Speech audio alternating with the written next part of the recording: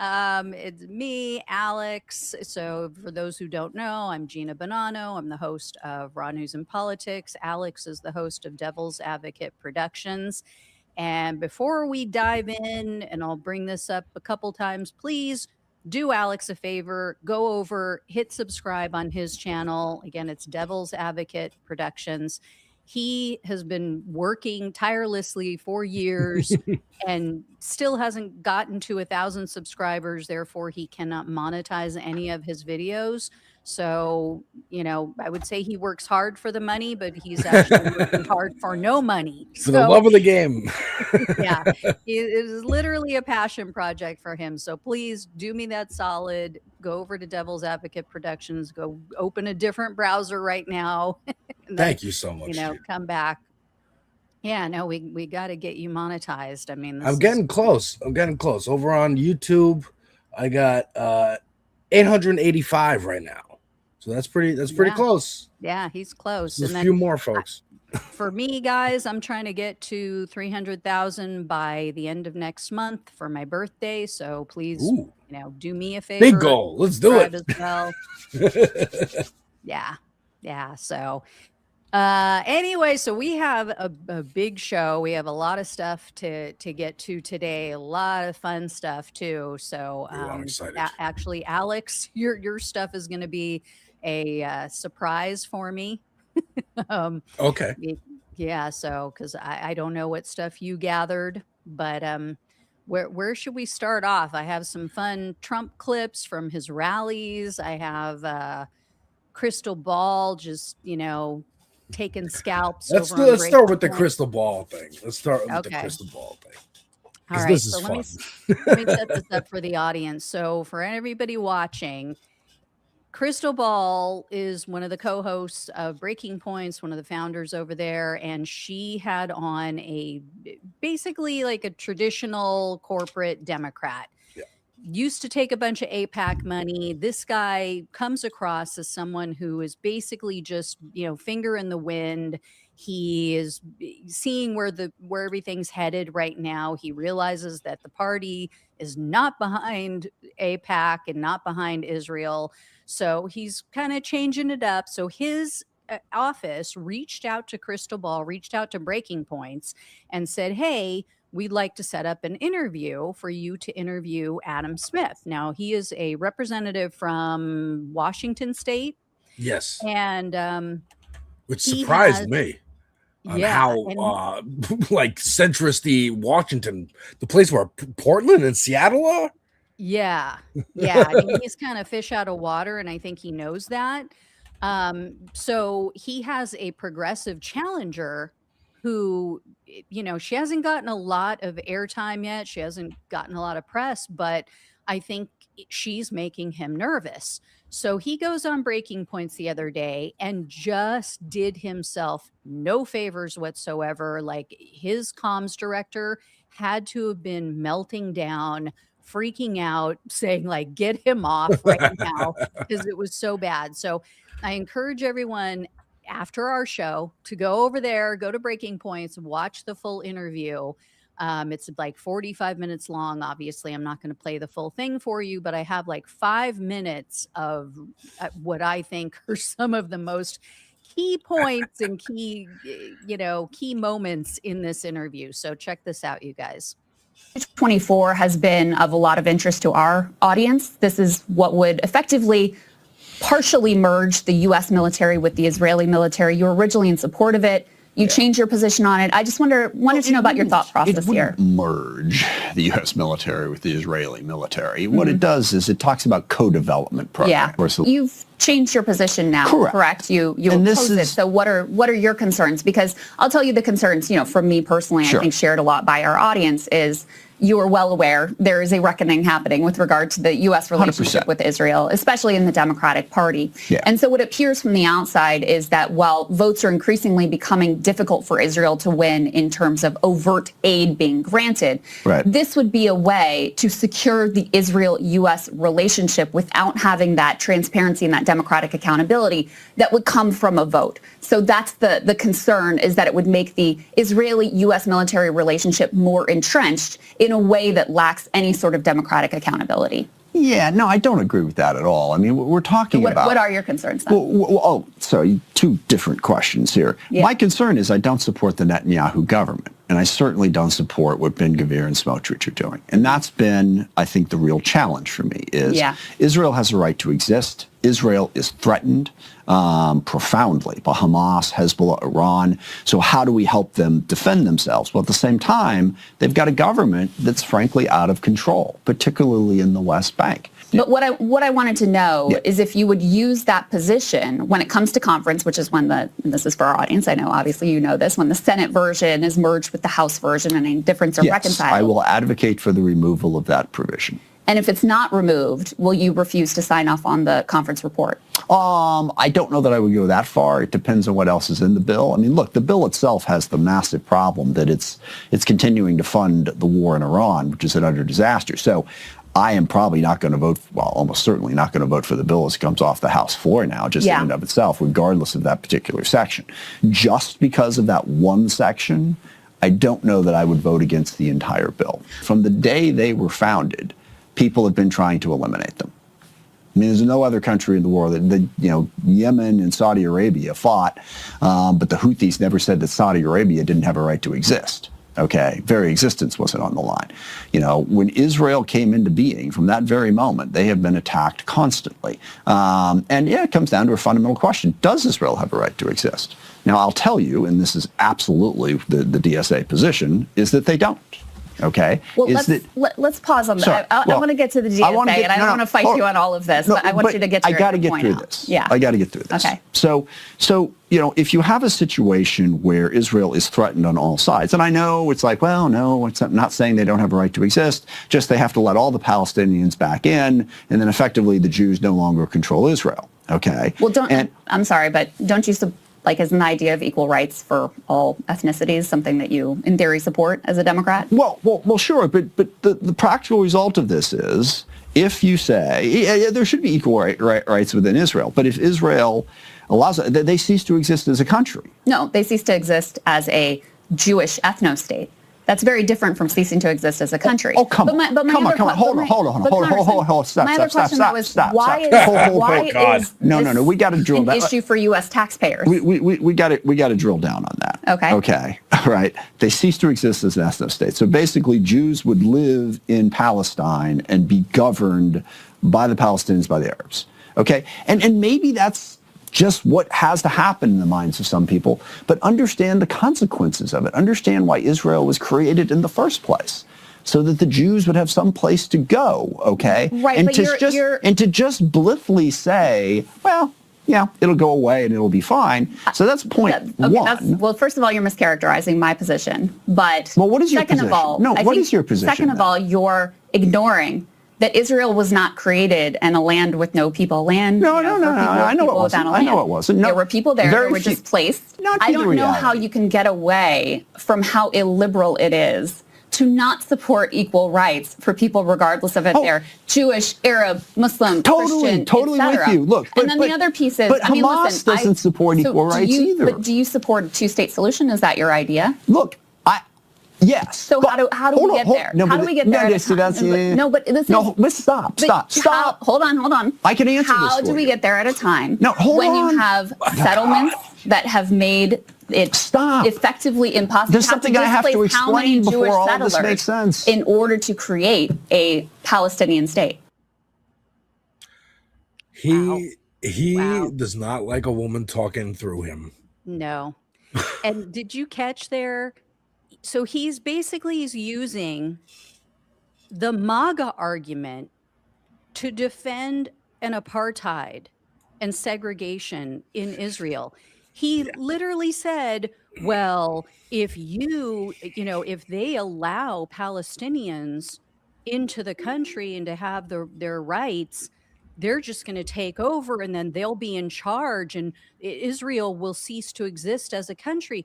That's the same argument that MAGA uses against allowing any black or brown people into our country. Yeah. So how is he any different? Yeah, I heard a great phrase the other day that conservatives conservatives' fears of how they will be oppressed is how they oppress other people. Mm-hmm. They're always afraid. If we allow black people to get as much power in this country as white people, then they will enslave us. That's the white genocide that Tucker Carlson talks about, that Elon Musk talks about. It's the same ideology. It's just using a different religion. Well, you'll use Christian nationalism here, they use Jewish nationalism there. And as a Jew, I find it highly fucking offensive and anti-Semitic that they even call it a Jewish state. It's ridiculous. Ethno-states of any kind, of any religion, race, it's no good. Like, why isn't this common knowledge? And especially for liberals who purport to care about equal rights and human rights, and this is what they've been campaigning on for 40 years, is you have the right to an abortion, you have the right to equal vote, you have the right to get married, depending on whoever you love. And yet they don't actually believe in those things, because now candidates are winning all across the country and they're going, whoa, not like that. We didn't mean actually win on these policies and actually try to implement these policies. We meant use these as fundraiser danglies to send out fundraising emails to panic people about, oh, your abortion might get lost if you don't vote for Democrats and give us money. Well, they're gone. They're gone, and you have no plan to put them back. So these people have a plan. People like Adam Smith are outdated. Yeah. He just seems like he wants to have it both ways. Like he wants to pretend that he gets it and he, understands the concerns and he is against Netanyahu and what they're doing to the Palestinians. But at the same time, he admitted, oh yeah, I might start taking AIPAC money again. Yeah. And it's like, guy, you can't play that game. Like you can't do, 1 foot in, 1 foot out anymore, middle of the road BS on this stuff when we're talking about a genocide. And again, I would encourage everyone to go watch the full interview, because he just repeatedly talked over her. Every time she tried to ask him a question, he started with the, stop, and just was a total baby about it too. Like, well, if you had let me finish before, well, I was trying to say, as I was trying to say earlier, it was like, God, get over your feelings. Like, seriously. The urge, the restraint that Crystal Ball has, hats off to her, because I would not have that. The quickness with which I would have been, hey, asshole, this is my show and I'm interviewing you. Yeah. I'm asking the questions. You're not, this is not a debate here. Yeah. And he tried, I don't know if you saw the full thing, because it was long, but I listened to it the other day. And he tries to blame later in the interview, which I just was too long for me to include, but he tries to blame the left. He tries to blame, democratic socialists and progressives for ushering in a second term of Donald Trump, for Donald Trump's win. And the reasons he gave were all because of corporate Democrats. I mean, other than he was like, oh, well, even this one, he said, and Crystal Ball called him out on it, but he said, oh, well, the whole open border thing, we on the left, we establishment Democrats had to fight this whole open border idea. That was a huge problem for us in the election. And she made the point that, I'm sorry, but Joe Biden was the president. Yeah. He's the one who everybody was blaming for allowing so many immigrants in and a so-called open border. He's not on the left. He's not DSA. He's not a democratic socialist. He's not, progressive. And he's like, well, how did he govern? And she rightfully said, well, he governed a lot like a right winger. Yeah, like a conservative. Right wing things. He funded a genocide. So yeah. they, if the Democrat wins, then it was the centrists who did it. If they lose, it was the fault of the left. Yeah, it's always how it is. Heads or tails. Heads yeah. I win, tails you lose. Yeah, Like, that's how it always is. It's always That's like how it that. always is. They It's just like I said yesterday, you know, the Democrats, the corporate Democrats are making these arguments against DSA and against progressives and Democratic Socialist candidates. And they're basically helping the Republicans. And like I said yesterday as well, it's not going to stay with just the Democratic Socialist candidates.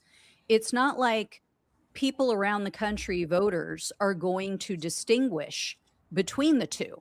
right. You know, they're going to paint everybody in the Democratic Party with that broad brush.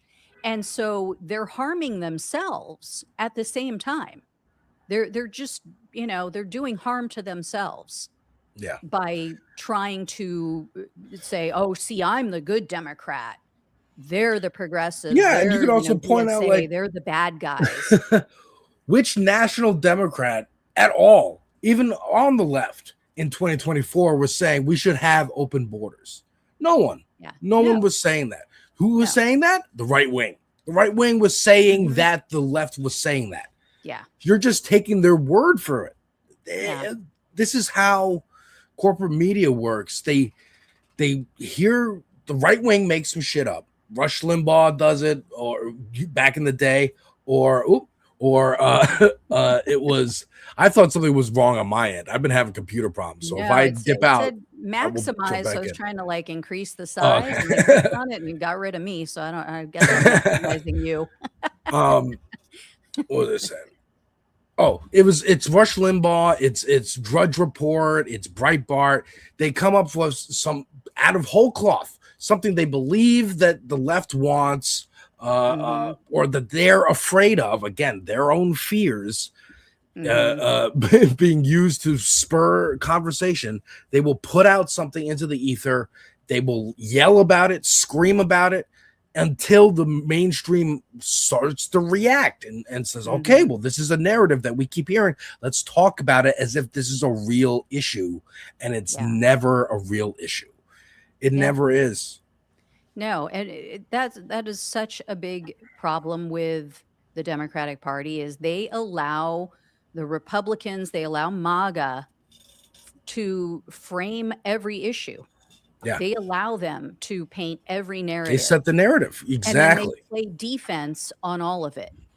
Instead of getting ahead of it, instead of making the point or, you know, making the case why some of these socialist policies are actually a good thing and can help people, you know, what they want to do is just seed the narrative to the right.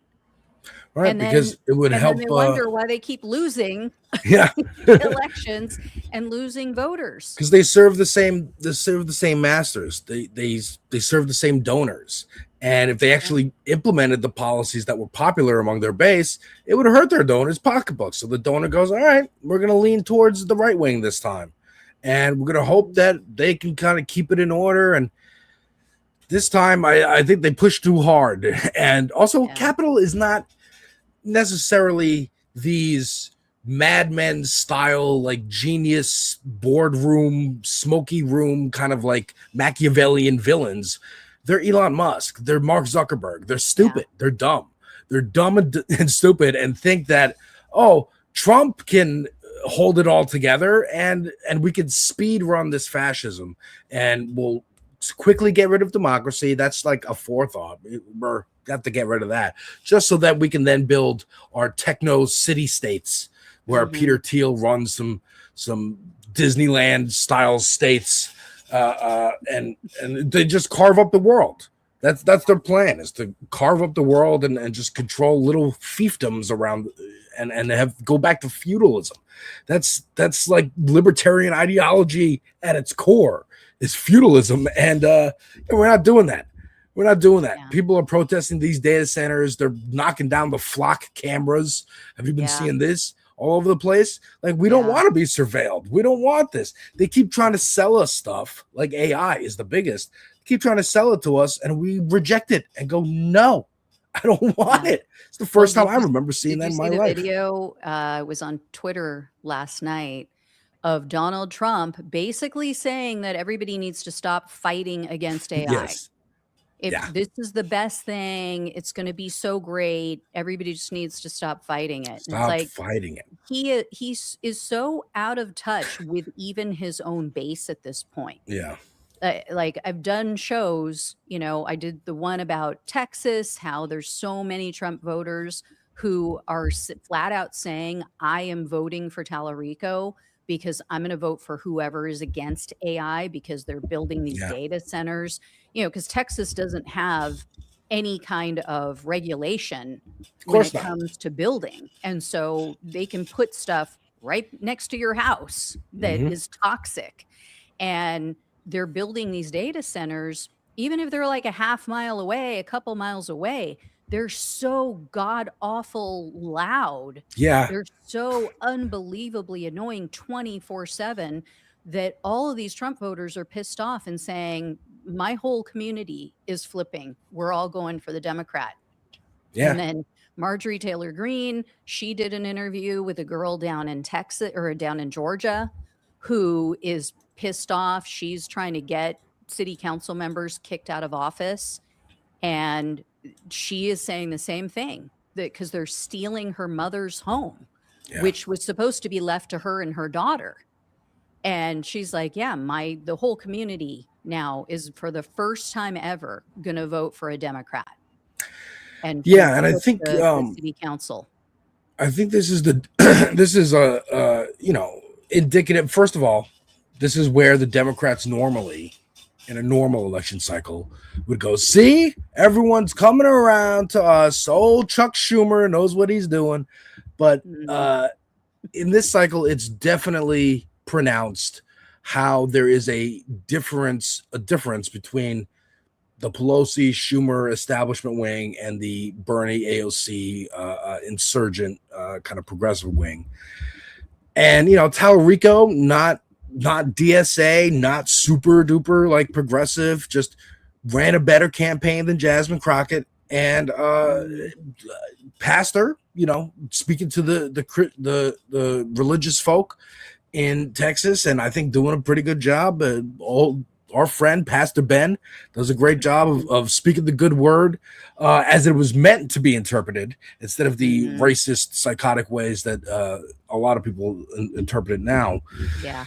And I think that's really resonating, especially in Texas. Tallarico, again, just kind of going, hey, do you want this pollution? Now, also Crockett, not too, she's kind of friendlier with the like tech world than Tallarico, and I think that also hurt her campaign as well. Oh yeah, her ties to crypto and all kinds of stuff. Yeah. So I think the it's good. However, we got to be careful when you got folks like Tucker Carlson, Marjorie Taylor Greene, kind of trying to position themselves. Even JD Vance, who is the active vice president, trying to distance himself a bit from Trump and looking towards a world where there is no Trump. And going, okay, we got to pretend we were always against this. That's what Tucker's doing. I was bamboozled. I was swindled. I'm not going Democrat, but I wouldn't be surprised if he tries, honestly, because he started off on MSNBC. Then he went to CNN. Then he went to Fox. I wouldn't be surprised if he tries a Lincoln Party kind of move where, we're never Trumpers, or we're regretful Trumpers. Let us into the Democratic Party, and then we'll try to tell you who to run and what to do, so we can just make this party the new Republican Party. Gotta be careful. Like I said the other week, he is in talks with Marjorie Taylor Greene and a few other people about starting a third party. So we'll see. But I do have some fun ones. So I don't know how many of you watching have seen this, but Donald Trump doing some rallies, did a rally down in Georgia. He's back. He loves them. Oh, yeah. So I have one clip where you're going to see off to his right, our left, you're going to see one of the rally attendees making fun of him in real time. So, this went viral. Take a look. Go to skirmish. This is with this skirmish we have with the Islamic Republic. Sorry, guys. Let me back that up. Going on. I call it a skirmish.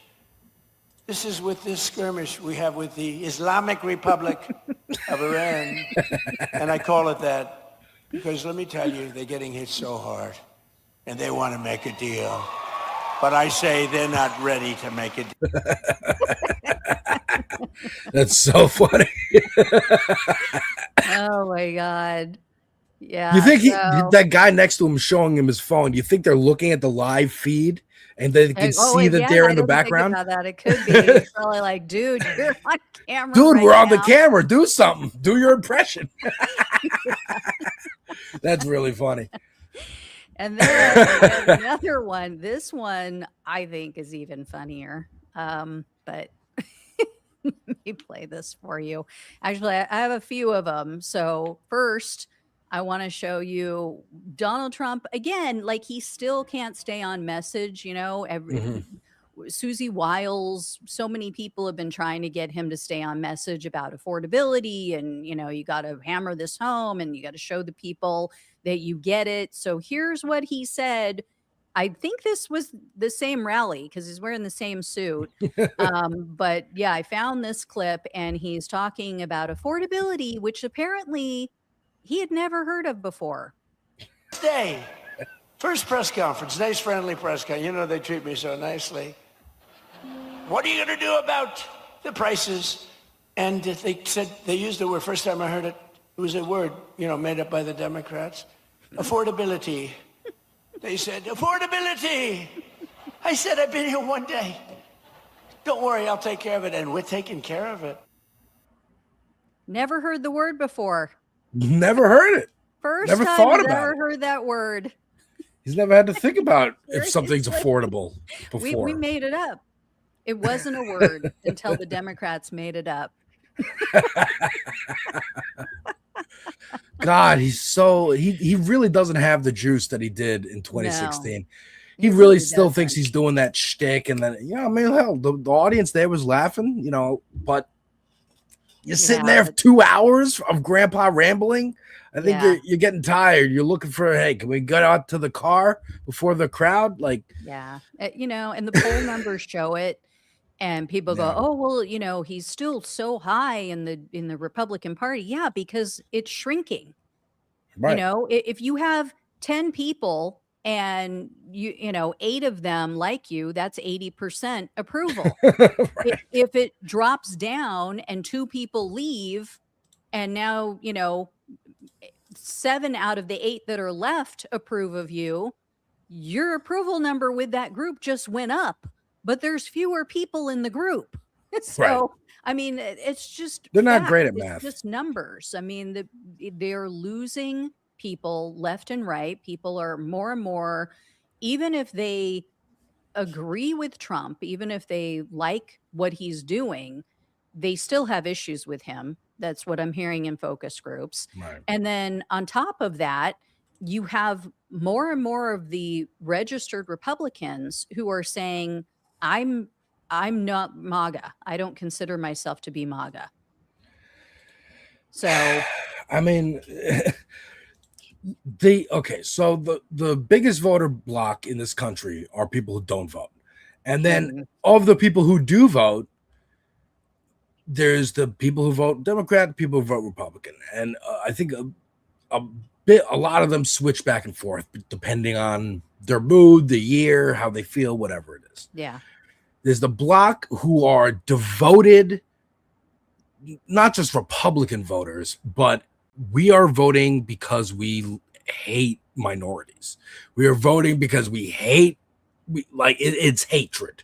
It's the deplorables, as you might remember Hillary Clinton calling them. That's never going to move. Yeah. But that's not who got him elected.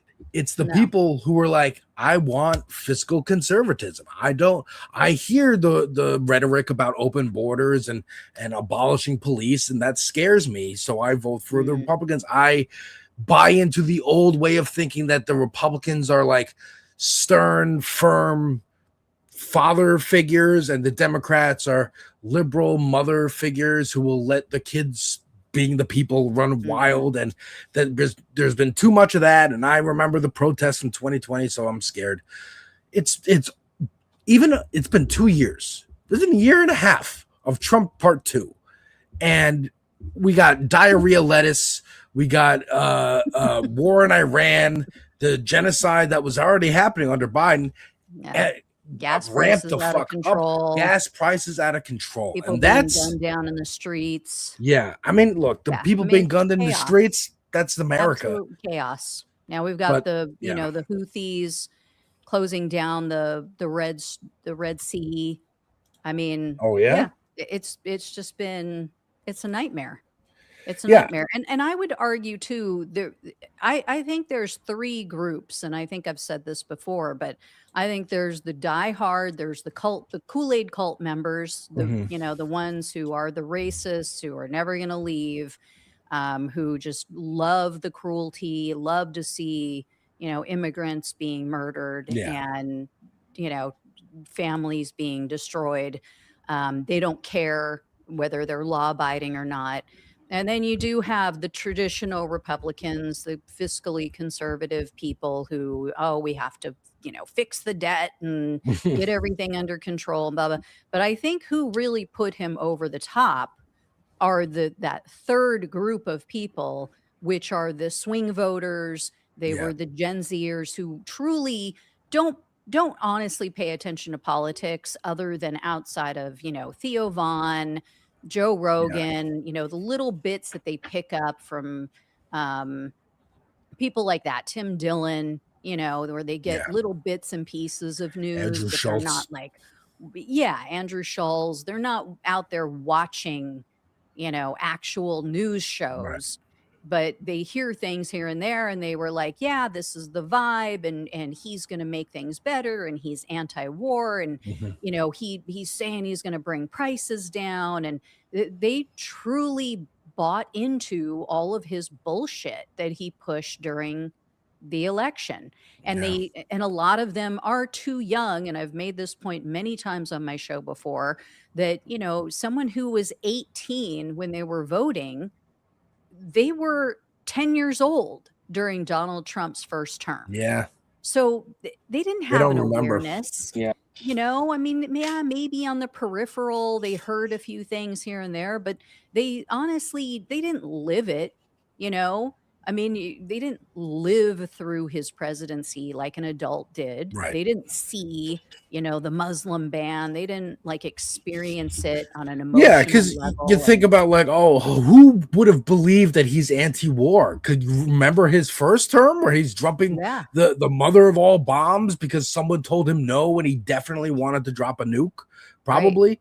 He wanted to nuke a hurricane. Yeah. Like, why can't we nuke a hurricane?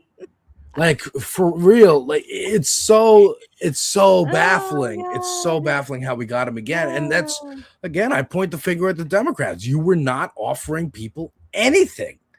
In 2020, they won by the skin of their teeth. They fucked over Bernie again. Yeah. And they ran Biden. And the only reason Biden won, it wasn't because everybody loves centrism and everybody loves Joe Biden so much. It was because everybody was freaking out about Trump, freaking out about COVID.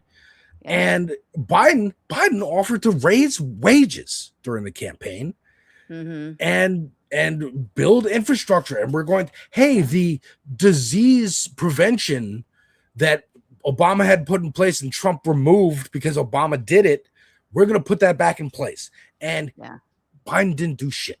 Biden didn't do shit when he got into the presidency, other than try to maintain whatever status quo they remembered from 2019. Though I did see a breakdown, shockingly, on MSNBC talking about manufacturing jobs. Mm-hmm. He did boost manufacturing, with that one piece of legislation that they were able to pass. Yeah, but. I mean, and some of it was, from COVID ending, and some of it came back, but there were new manufacturing jobs, and even what is it called? Democracy Now, not Democracy Now. A More Perfect Union. I shared in some of my FAFO videos some Trump voters who lost their jobs because Donald Trump undid that Biden legislation. Right. Because there was a lot of money allocated to green energy, and as soon as he came in, he undid all of that. And there were, again, some young Trump voters who didn't understand that this guy is a full-on, complete, total sociopathic liar, who voted for him, and they ended up losing their jobs on these. There were like, I forget which jobs they have, but some of them, had green energy jobs, whether it was making solar panels or what have you. And yeah, they were pissed off because they were like, yeah, I voted for this guy to help me, and now he just took office and I'm literally getting fired, and the whole project's getting shut down. Yeah. I mean, again, when I say Biden didn't do anything, I'm being hyperbolic.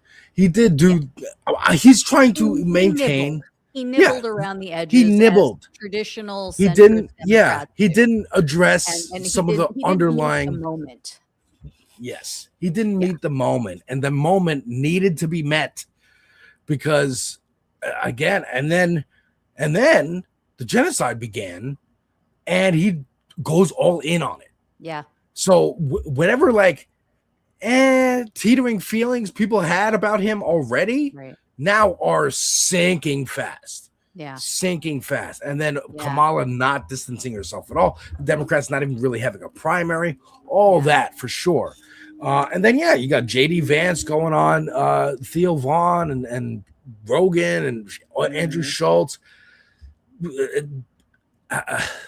seeming slightly not as weird as he actually is, because he's in a comfortable setting. Put him in. I mean, there's that famous shot of him in the donut shop when he's campaigning, just being like, so how long's this restaurant been here? Awkward. Such an awkward guy. Such a weirdo. But, I really think that the new time voters who were 18 in 2024, they are now going to be 22 when it's time to vote again, or 20 now for the midterms. Yeah. And I think they're pissed. In the last year and a half, just seeing price of gas again. Unfortunately, deaths in the streets, genocides across the oceans are not enough to get Americans to go to the polls. But see that gas pricer, that ticker going up every day, driving to and from work, I can tell you that's affecting people's mentality. Going, as soon as I get the opportunity, I'm voting against whoever's making that number go up. Or what I'm hearing is a lot of them are just going to stay home. And again, it's because Democrats are still not meeting the moment by and large. They're not giving a big grand vision for what they're going to do differently. This is why, in the segment I did yesterday, talking about these MAGA voters who are now excited about Zohran Mamdani. So they're not ideological as far as a party goes. They're not, married to a party. And this is what I think a lot of older voters don't understand. A lot of traditional liberals don't understand. They think, oh, well, Biden won because he was a centrist. And so that we need to go back to that. No, the reason Kamala Harris lost was because she said she was going to continue doing what Biden was doing, and people didn't see that as enough. The only reason Biden won was because everyone saw January 6th. Like you said, the COVID, they saw what a disaster Trump was the first term, and they freaked out and said, oh my God, we got to get this thing back on track, and came out to vote en masse. But after 4 years, you have a lot of these younger people who are like, I don't remember. I didn't, wasn't aware of January 6th, wasn't aware of, the election denialism and how he, And you're right. No one was the country upside down. Champion. Like, there's no prominent Democrats, like Democrat like celebrities, right? Obama kind of started that whole trend of like, yeah, I'm going on the Tonight Show, I'm going on late night, I'm gonna use the bully pulpit, use your platforms as famous elected people, and start set the narratives. Democrats didn't want to set any narratives because that means then they'd be expected to deliver, and they don't want to ever do that. So that's why they weren't saying anything. I mean, Chuck Schumer and Pelosi were just like just a lot of the centrist corporate Democrats are just too uptight. Like they can't hang. They could not just hang for an hour or two and talk like this. You know, they're so, I am so Mr. Buttoned Up. I take myself very seriously and use words that most people don't understand. And it's like, you're not going to attract young voters that way. Like, just mellow out, be a normal person, and be yourself. That's why even young people, and you're right, it has nothing to do with age, because young people were excited about Bernie. Bernie's old as fuck. Bernie's old as fuck. But he's energetic. He delivers his points. The points are resonating with most people. He's also not afraid to name the true enemy. Right. He's also not afraid to call out the corporate interest and what is really going on in DC. And it is not, because we're talking about BLM, or it's not because, we want to give people free stuff and run up the deficit. And it's like, it's because we're owned. It's because everybody in DC, almost everyone, is owned and controlled. And nobody wants to write legislation. Nobody wants to pass legislation that's actually going to help average people. Right. But the few who do. Over again, what I'm seeing in focus groups is people coming around to democratic socialist policies.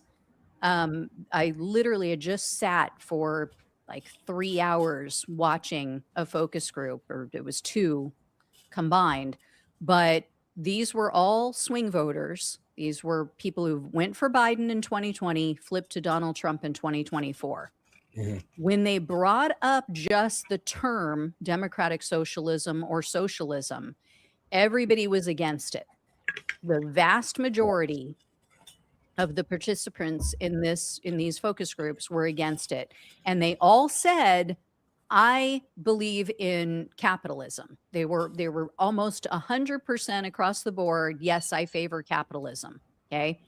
When they asked them to define capitalism, nobody could do it.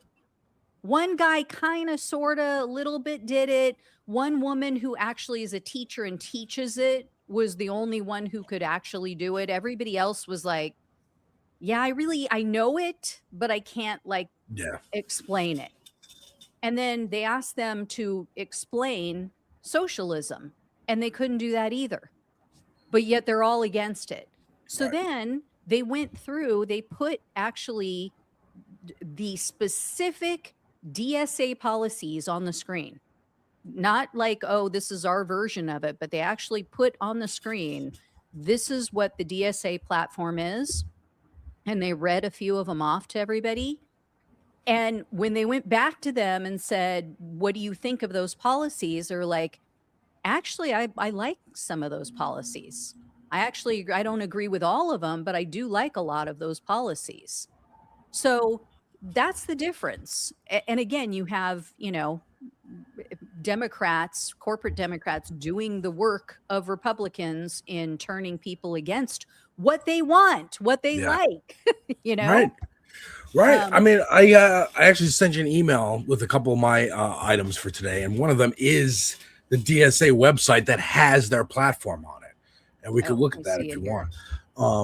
But yeah, exactly. If you just tell people if you ask people if you want any of these policies, they say yes. If you preface that question with, here's a democratic socialist policy, then they're more likely to say, I don't want to hear it. I don't like socialism, blah, blah, blah. It is exactly is exactly what you're talking about. And also defining your enemies.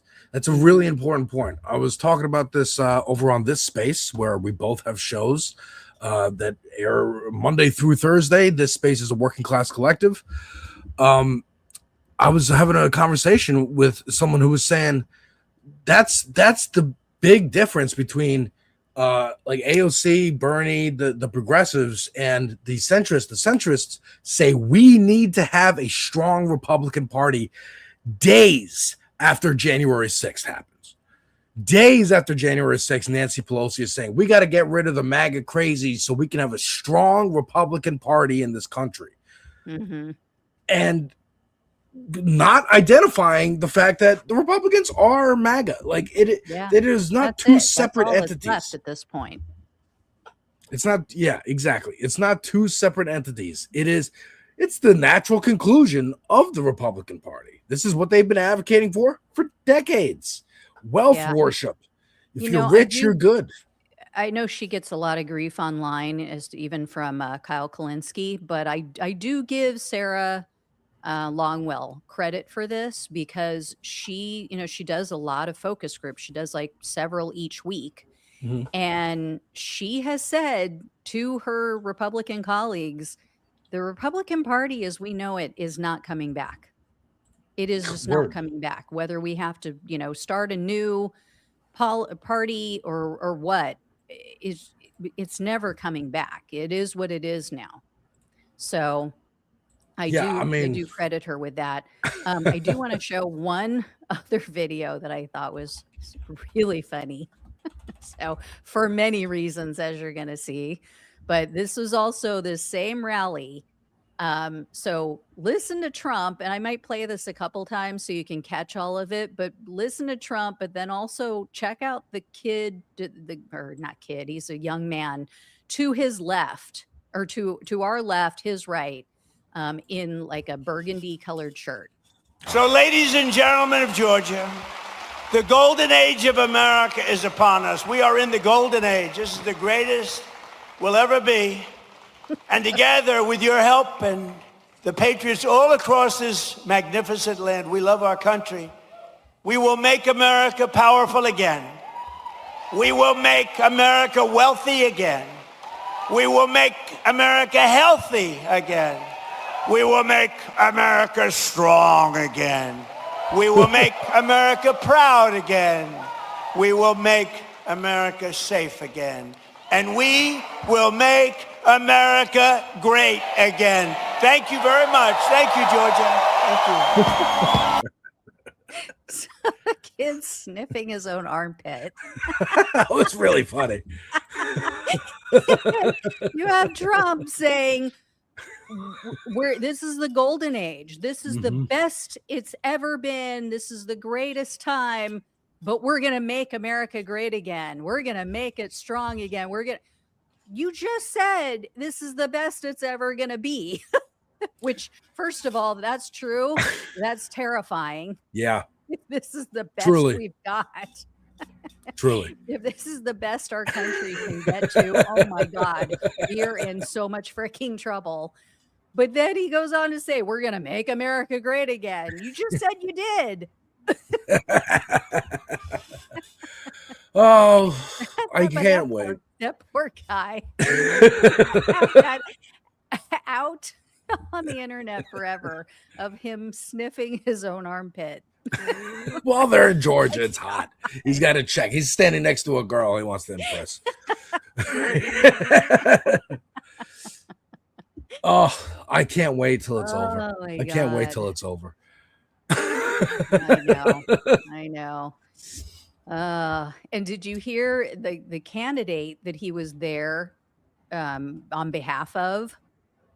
He's an idiot. The guy is an idiot. He's running to be the governor of the state. And here's what he said. Make sure that Georgia is the best place to do business and reduce affordability to the lowest it's ever been. And I'm going to be this man's favorite governor. He's going to reduce affordability to the lowest it's ever been. Very Joe Biden saying, we killed Medicaid. We beat Medicare. Oh my God. Get him out of here.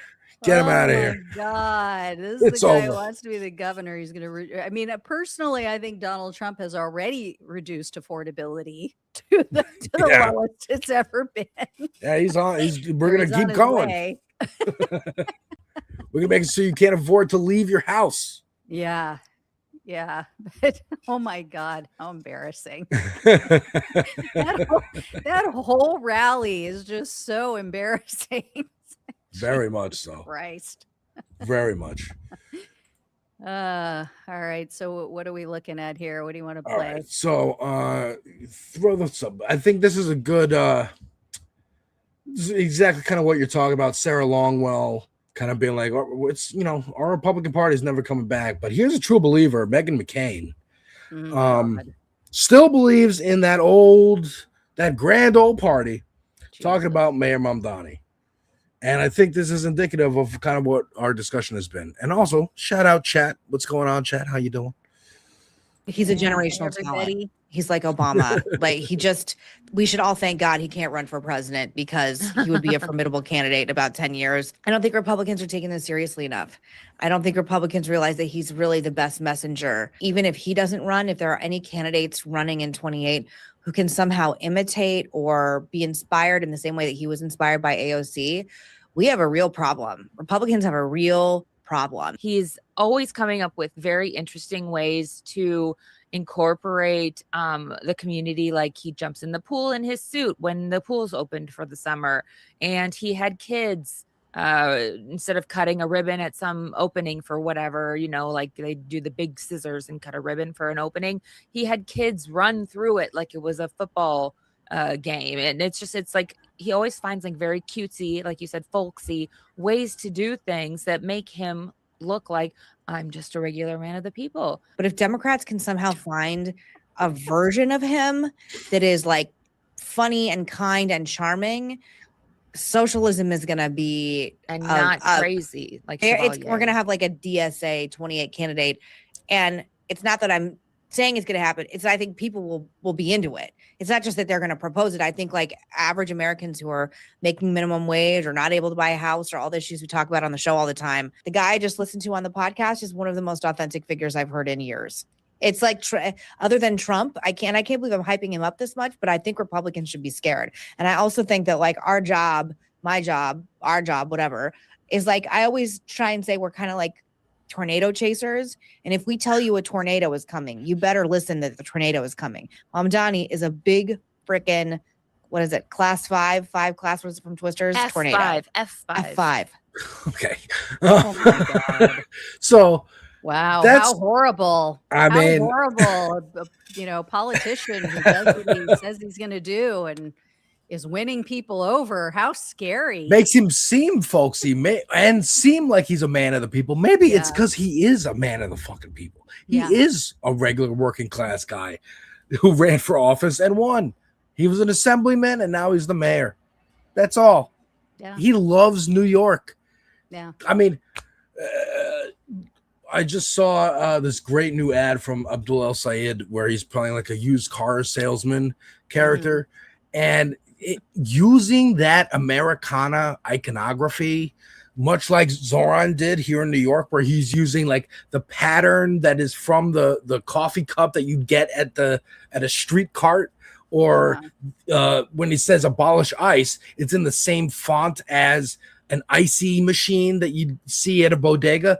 Yeah. This is the kind of connection to nostalgia and to our community that we've been missing. Sincerity has been missing from this country for a long time. We've been in the age. I mean, I talk about movies, music, TV, and video games on my channel. I'm a pop culture kind of guy over on Devil's Advocate Productions. And the era of the anti-hero is coming to an end. The era of Tony Soprano and Casino and like Wolf of Wall Street, Greed is Good from, what was it, Glenn Ross back in the 80s. That era of get your money, fuck everybody else. Mm-hmm. That's all that matters. Have fun, buy hookers, whatever. It's over because they're in charge of the government, and we're seeing how that plays out. When Tony Soprano's in the White House, this is what you get. Yeah. People forget he's a villain because he's the main character of the show. And that's a narrative thing and blah, blah, blah. But like, this is what happens. It's the mob running shit now. And you see how it works out. They will fix the reflecting pool so that they can make his friend who owns a pool company some money to fix it, and it ends up green because they don't do a good job. Like, it's grifting at its most basic. It is very American because we are based on, a snake oil salesman. And this is, but they're supposed to be on the fringes. They're supposed to be kind of run out of town by the good townspeople, not elected to office. Yeah. And I think we're seeing the panic here for the sensible Republicans. Meghan McCain gone from The View. Now she's got her own podcast. Been quiet. Like, I don't see her going viral every other day like Tucker Carlson, which is great. I wish Tucker would be treated the same as her, make him disappear. I don't want to hear about him. But I love when she does go viral, it's for this clip. But he's terrified because he plays the game. Yes. He pretends to be, I'm an everyman. I'm the folksy guy. I'm the populist. Yeah. She at least is more obvious or honest. I mean, I have to give her credit for that. At least she is who she is. Like, she's not putting on an act. You know who her father is? Populist. Are you aware of who her father is, Gina? Yeah. Yeah, she is who she is. And, she believes in this idealized version of the Republican Party that just kind of disagrees with Democrats, but it's not coming back. And I think she's right to be worried, but I think she's even right to bring up the concerns that you don't hear from Donald Trump. We just heard him say affordability is a made-up word by Democrats. She at least is like, I am acknowledging that people cannot afford basic necessities. They cannot afford places to live. The American dream that we promise people is not accessible, and that's a problem if we want to keep extracting wealth. We need to give them some wealth for us to extract. Yeah. Like, that's her moderate position. Concern too is that now, the corporate Democrats and Republicans are gonna catch on to this, get wise and go, well, let's just give them enough. Let's pretend that we understand that they're struggling and that average Americans are hurting, and we'll give them just enough. We'll pretend that we're going to take issue with the billionaires and make things fair just to quiet them down. Right. And I think they've done that in ways throughout the years, but now the inequality has gotten so huge. I mean, the gulf between the wealthy and the average Americans is just astronomical. It's just like Grand Canyon size at this point. So I think that whatever they do is going to have to be, and it's unsustainable. It's unsustainable for them. Yeah. Pretty big, but I still don't think that they get that there's going to be pitchforks. There's going to be like you all wanted to right? Like, they could have Pete Buttigieg win and implement Medicare for all, some kind of like half measure, and maybe a UBI or something, and they'll be like, okay, we did it, we're done. Yeah, it's not going to be enough. We're not falling for it again. I think a lot of people would. Buttigieg. I'm sorry to interrupt. I'm glad you brought him up because there was just a new poll, I think it was, saying that, he's the one, and he's probably going to be one of the top candidates in 2028. And I'm sorry, but after what he did to Bernie in 2020, meeting with Pelosi and all of them behind his back, and then dropping out like he did along with the others to clear the path for Biden.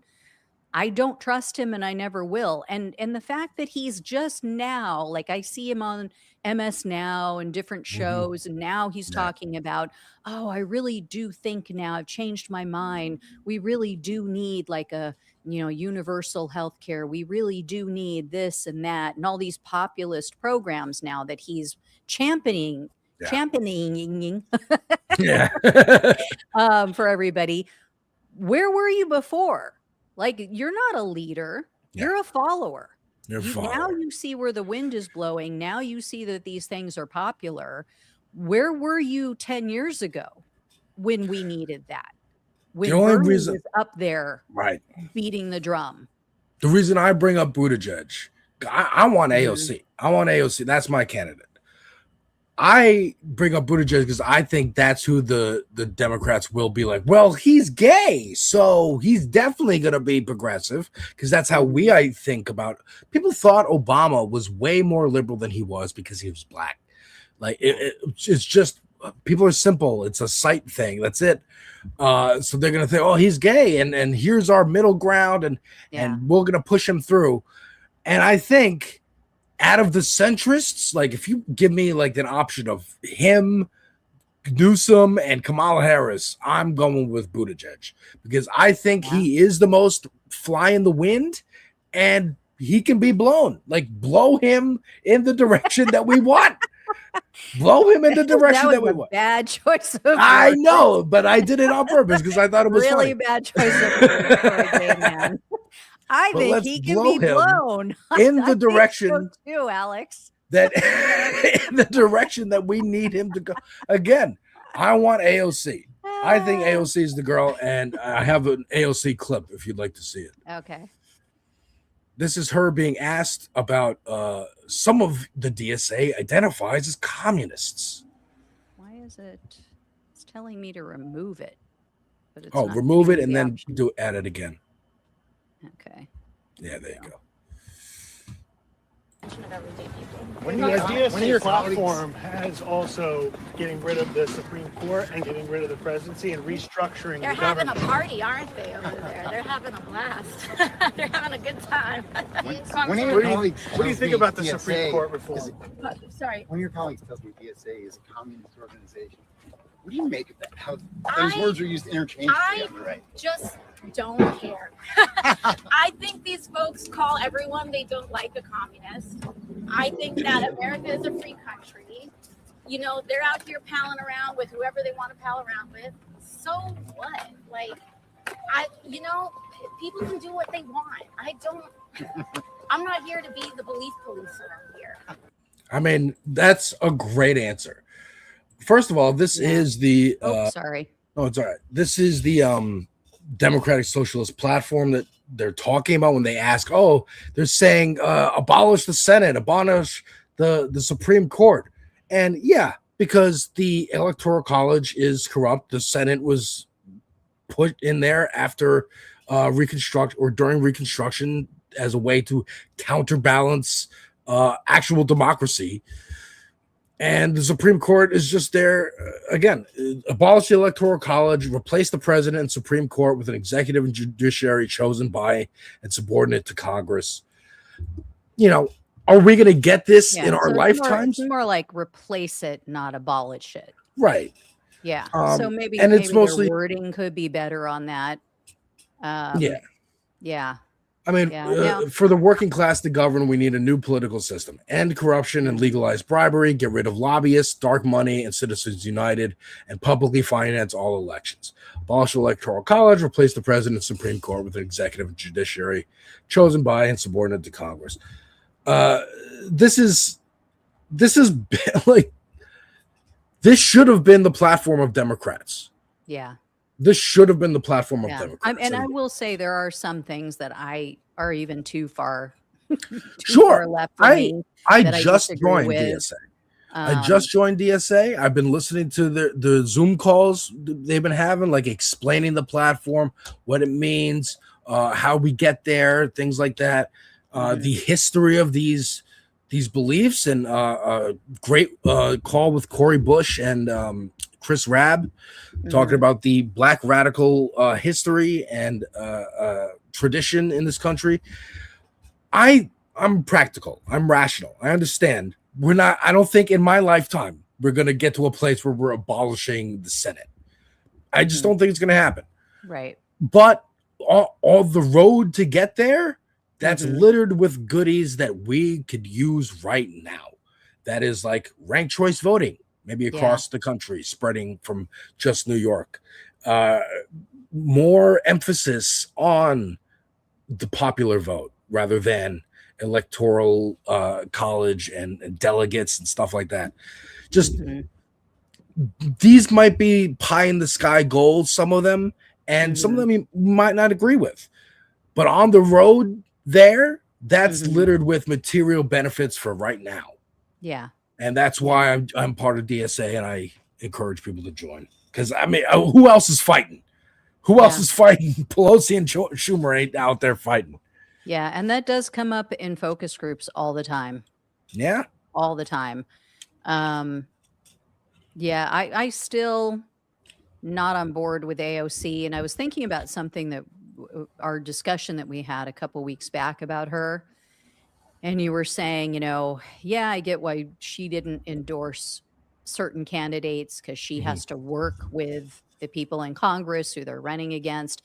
But to me, I mean, how do you, if you can't stand up against one of your Weasley little, mealy mouth fellow Congress members, you can't look them in the eye and go, look, you're not doing it for the people. You're just not here for the people. You're here for your donors. And I don't agree with you and what you stand for. And this progressive candidate, I believe in more. If you can't do that, how are you going to stand up to Vladimir Putin or Kim Jong-un? Well, I think it's a method of strategy. That's what I interpret it as. I think it's a method of strategy. I mean, I hear. Do you know about Brianna Joy Gray? Do you know who this is? Okay, yeah. So she, for the folks who might not know, she was the campaign manager or communications person for Bernie Sanders' first campaign in 2016, and now has just been a podcaster for 10 years. And she had for a while. Yeah. So she had an idea in 2021 called Force the Vote. Her and Jimmy Dore from TYT. And the idea was hold up the Speaker of the House vote for Nancy Pelosi and don't commit to voting for her until you get a vote on the floor of the House for Medicare for all, which would not pass, but would get everyone on the record of where they stand. Right. And that was her idea as an internet podcaster. Because AOC didn't do that, she's hated AOC ever since and brings it up in every interview I've ever seen of her since then. I think that strategy would not have worked at that time. I don't think it would have made national news. I don't think it would have galvanized people to run to the polls to vote out the Congress people who voted against it. Also, they could have voted for it because they knew it wouldn't pass the Senate. So you wouldn't even be getting an accurate representation of people who would vote for it or wouldn't vote for it if they thought it would pass. And those people were already on the record of whether they would support it or not. My point of even bringing this up is saying, is it malpractice or a betrayal of AOC to not do that? Or is it maybe she's biding her time and waiting? I mean, going up against Hakeem Jeffries is a big deal. It is, and I think she could directly critique him. She could run at him like a bull and right for it, or wait, support some other candidates and have other people, like, again, Mamdani, city level, municipal level, endorsing people for federal office. Then they get in, you get more of a cadre around you, and they could all stab from the sides. It's wait for your army to show up before you launch an attack. Yeah. That's how I perceive it. I don't know. I do agree with, yes, the first issue, it wouldn't have worked. I do think it would have gotten some play. I think it would have gotten some national news. I think even especially on back then MSNBC, I think would have picked it up if she had done something like that. Now, again, it wouldn't have worked, but I don't know. Again, you want to see people fighting. You want to see people out there making an effort and, doing what they can. And I think she's doing that now. And we hear that over and over again, in focus groups. We hear it we see it in the polling. People are like, yeah, I'm not digging this person anymore because they're not a fighter. They're not, taking on Donald Trump or the powers that be. And I don't know. I just but the force to vote, yes, you're right. It would have gotten play on MSNBC. It would have gotten play as the story would have been AOC holds up vote for Pelosi because of they won't even say what it is. She's impeding Nancy Pelosi getting Speaker of the House again, and would have reduced her amount of influence and power. Would have reduced, maybe she gets censured by the who knows, but it would not have galvanized her power. And again, sometimes the smartest move is not to fight and just let it be. That one now she's fighting. Now she's fighting. Not endorsing progressive candidates though, just to appease other congressional Democrats, or just so that she didn't have to face them after endorsing their opponent. That to me shows weakness. I mean, that to me says weakness for sure. Okay, that's fair. But she's doing it around the country. It's just not specifically here in New York. Yeah, and she did. Again, it's all right. I don't know. I just think to me, it's like you gotta. I would also rather have her be the opposition. That's who you vote for. You vote for your opposition because what we want is further than anybody's putting on the table. So yeah, I would rather have AOC be the opposition of like, hey, we got to pressure her to do this thing rather than Kamala Harris or Buttigieg or Gavin Newsom. I would rather it be her that we have to push and pressure. Yeah. I don't know. Like I said the other week, I think she's on the right track. I think with some time she'll get there, but I think she still needs to bake a little bit longer. Well, speaking of her endorsements, here's a great clip from Abdul El Sayed, who has been killing it. I think he's fingers crossed, knock wood, that we get a senator. I don't know if you want to throw this clip up. There we go. There you go. So instead, my priority is money out of politics, money in your pocket, Medicare for all. That's what I'm campaigning on. That's what I've always been talking about. I'm a doctor who rebuilt health departments. We've talked a lot about AIPAC in Israel, though, even here today.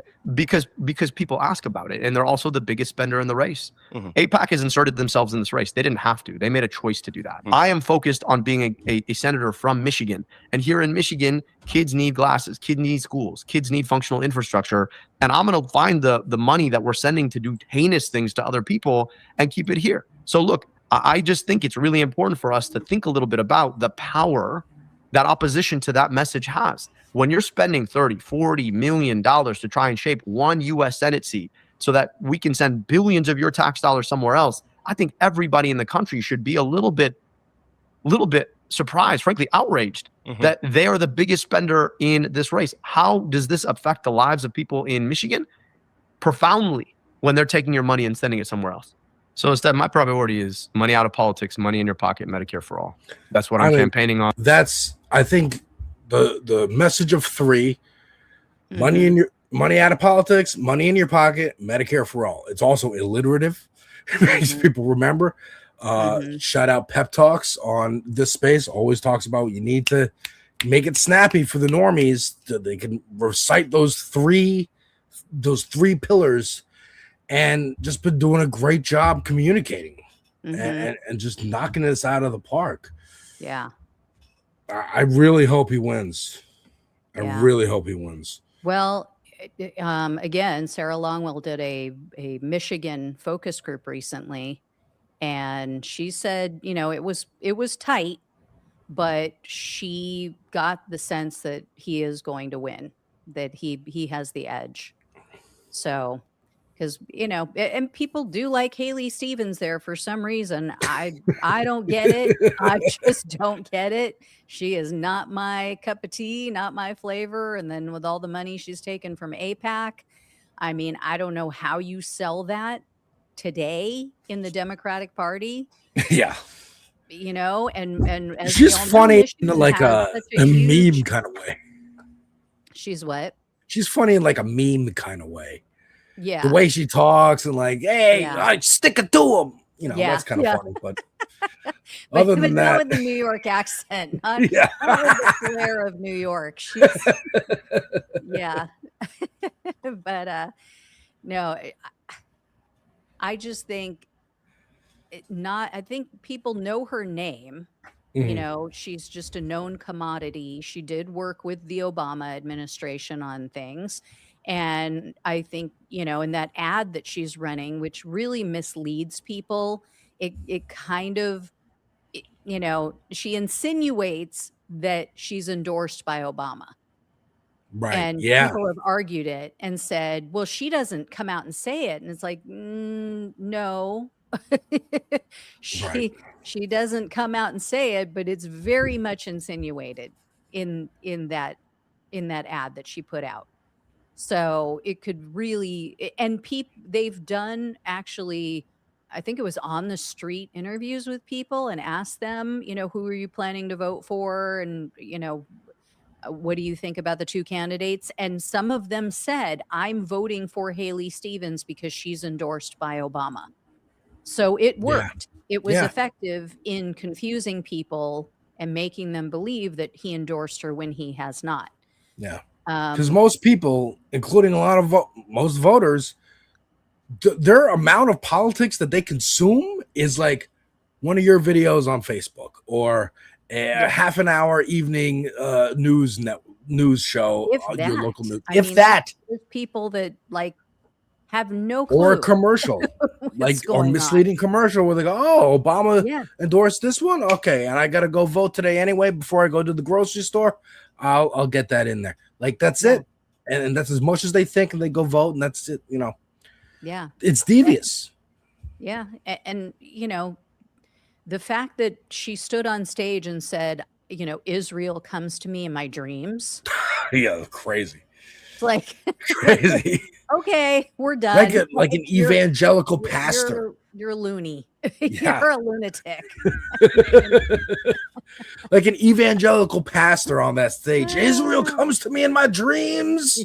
And the Lord, he tells me that I gotta lower corporate taxes. Yeah. I gotta give more handouts to Elon Musk. That's what I gotta do.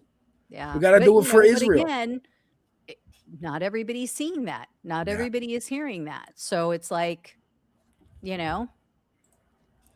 Yeah. Yeah. All they're gonna know is, oh, quirky candidate who we've heard of before. We know of her. So yeah. Yeah.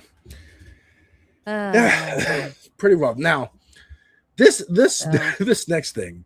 Want to welcome everybody though before please. Before we jump into more. Welcome everyone who's in the chat, who's been watching, who's been hanging with us. We really appreciate it. Appreciate you taking out time on your Friday, heading into the weekend. If you are brand new here, don't know us, I am Gina Bonanno. I'm the host of Raw News and Politics. This is Alex, my co-host on Ant Flow Fridays is what we're doing right now. Alex is the host of Devil's Advocate Productions. Please head over there, give him a follow, subscribe to his channel here on YouTube. We are trying to get him to 1,000 subs. That way he can actually get paid for all of the work he's been doing for years and years on that channel. And please subscribe to my channel, Raw News and Politics. I'm trying to hit 300,000 by the end of next month for my birthday present from all of you. Let's do it. Let's give Gina a good birthday. Appreciate that. But yeah, this is Ant Flow Friday, where we rage and rag and just let it free flow. So that's what we're doing. And we're also both hosts over on This Space, which is a working class collective of lots of different hosts where we talk about news from the leftist perspective, or sometimes we play video games. Sometimes we have panel shows. Sometimes we're watching election results come in. If our goal eventually is to get to a place where we are 24/7 live. If Hassan's not live, we're live. If Majority Report's not live, we're live. If Gina and I are not live, This Space is live. That's the goal. We're trying to get any more subscribers over there. Kind of floating around 3.7 thousand, I think. So let's get it to 4. Can we get it to 4 in a month or two? Let's see. But yes, I and I'll post the link in the chat for everybody. I have this clip and I want to get your take on it, because have you been seeing Hunter Biden going around doing interviews? He's doing a lot of interviews. Yeah. And it makes me nervous. Surprisingly good. Surprisingly very good and progressive. Kind of, a little bit. Yeah. What do you think he's up to? What do you think he wants? I don't know. Because he's the son of a president. He doesn't want for anything. He can have as much blow and hookers as he can have. What more does he want? And that's what's making me nervous with this clip. Yeah, I don't know what his game is. Maybe he's trying to get a gig on CNN or MS Now. I don't know. Yeah, maybe. Okay. But yeah, throw this clip up. So this is Andrew Callahan, who runs Channel 5, which is a YouTube channel. They do kind of Vice style investigative reporting, whatever he feels like doing. Or we're going to go live at Bonnaroo for a week. We're going to go investigate the bikers, or we're going to go to January 6th. Yeah. And he got Hunter Biden to sit down with Nick Fuentes. I heard about this. I didn't watch it though. And this is the trailer for their full conversation. Check this out. And you want to ask me, why are you a Nazi? Inclusion has been our greatest strength. Diversity has been our greatest strength. White people do feel like we are being boxed out. A 26-year-old white kid doesn't feel like he has access because he's been canceled, and the problem is black people. I didn't say the problem's black people. Well, you just did, Nick. You just said the problem is crime, and we know who's doing the crime in Chicago. Do you get what I'm saying? Yes. About the Holocaust things? About that. We get to say whatever we want on the internet. We get to deny the Holocaust. As far as Jews are concerned in general, I think that everybody in the country should be treated with dignity and respect and have their civil rights. What do you think about somebody like Mamdani? Personally, I don't like him. Like, for example, on 4th of July, when he takes the opportunity to sit there with, let's be honest, not a single white person. What about fucking Donald Trump? There's no ideological core to Donald Trump. No, I agree with you. Don Jr. got the largest loan ever given by the Department of Defense. Vance owes his entire political career to Peter Thiel. Whichever firm is the one to develop ASI, that could confer dictatorial-like powers upon the CEO of that company. Everything that we think about the way in which we exist in the world completely changes. Increasingly with Uber, Airbnb, the banking apps, you can't live your life without the tech platform. Everything that AI is built on is ours. That's what they're stealing from us. I want to find common ground of how much of a shithead Donald Trump is. We can get there. We can get there. Okay. Okay. So, funny, clickbaity, of course, I'm going to click on a fucking video that's Hunter Biden sitting down with Nick Fuentes. Yeah. Well, what does this accomplish? And again, if he was sitting down with Kanye West, which he did, it's like, who gives a shit, right? Fuck him. Fuck Kanye West. Fuck him, whatever. But Hunter Biden is the son of the former president. He is not, he's an influential figure just by his existence. Yeah. You are lending legitimacy to Nick Fuentes just by sitting in a room with him. And I don't know if he recognizes that. And if he doesn't, then why the fuck is he allowed out of that goddamn house? Like, for real, like, this is not good. This is bad. This is bad. I don't want. I don't know, though. I don't know. Here's the thing. People make these arguments. I hear a lot on mainstream media. Oh, why is so-and-so going on this show or doing that? You're giving them a or why are you having them on your show? You're giving them a platform. And it's like, they already have a platform, though. I get your point about the legitimacy, but like, how much legitimacy does Hunter Biden really have? Like, he has the legitimacy of being a real. He's someone that anything he does is news because he's the son of a president. So this being on this show is putting a spotlight on Nick Fuentes, forcing New York Times, whatever it is, Atlantic, to write articles about this because it's news, because he's the son of a president. That's what it is. And it really worries me that Nick Fuentes is. I mean, Tucker Carlson is trying to legitimize Nick Fuentes, and Biden's been on Tucker's show. My legit concern is. There might be some Gen X people who are like, maybe not just Gen X, I don't know. Might be some Hunter Biden fans or centrist, liberal, whatever, who were so defensive of him because of the laptop thing, and now are listening to him as like, oh, this is Biden, but slightly younger, and he's had problems, but he's clean now, and we like a redemption underdog story. And so now I'm willing to listen to what he's saying and who he's talking to. Yeah, I do have issues with people giving Hunter Biden too much credit. My biggest issue with him has always been him abandoning his child.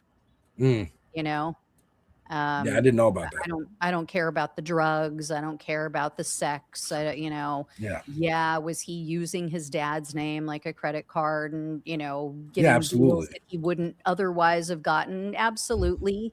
Does it pale by comparison now to what the Trump family is doing? Absolutely. What I have an issue with is, him basically just telling his child, I don't want anything to do with you. I don't want you using my last name. That's crazy. I didn't know anything about that. Yeah, she came about because he had a night with I think she was a stripper. And so, I think he pays child support. Oh, so he did the old Drake. Yeah. So paying for her, but doesn't, part of the agreement was you can't give her my last name, blah, blah, blah. And it's like, that's just gross. That to me is just so gross. Oh, absolutely. Yeah. Again, this is someone who shouldn't be in public. Like that's my thing. He shouldn't be in public. Neither should Fuentes for that matter. But Fuentes is trying to get more and more mainstream. He's trying to be mentioned on SNL. That's any mention of him by someone with legitimacy is a fucking win. So again, even having a Biden in the room is a problem for me. It's the same problem I have with Tucker Carlson, Marjorie Taylor Greene, Candace Owens trying to like work out their own niche that's away from Trump, but somehow still within the MAGA sphere. Like, I don't trust any of them. And this, I don't know what Hunter wants. I don't think he's going to run for office. No, I don't think so. I don't think that would work out surprised. well for him. I don't think he should. I do want to address, I think it's Kayla in the comment section that said addiction will do that to you. I went through the same thing. It has nothing to do with the addiction, though. That's my issue, is this was more recent. So this is after he's gotten off of drugs. This is after he is supposedly totally clean and getting his life back together and, on the upswing of the redemption arc. And he still, to this day, like, I think she's only like 3 years old.